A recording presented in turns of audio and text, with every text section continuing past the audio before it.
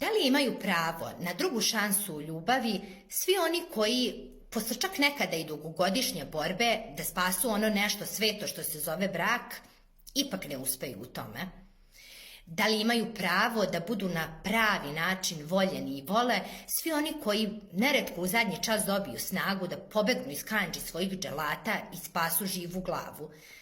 Da li imaju pravo da žive u stabilnoj i funkcionalnoj porodici sa decom i novim partnerom svi oni koji ne žive više u disfunkcionalnoj porodici samo zato što novi partner nije biološki roditelj njihovoj deci?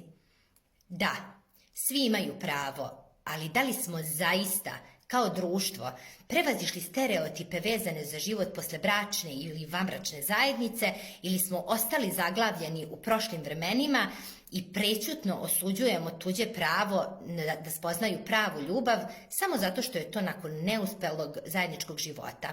Da li će ih zbog tog prava na drugu šansu dočekati osuda?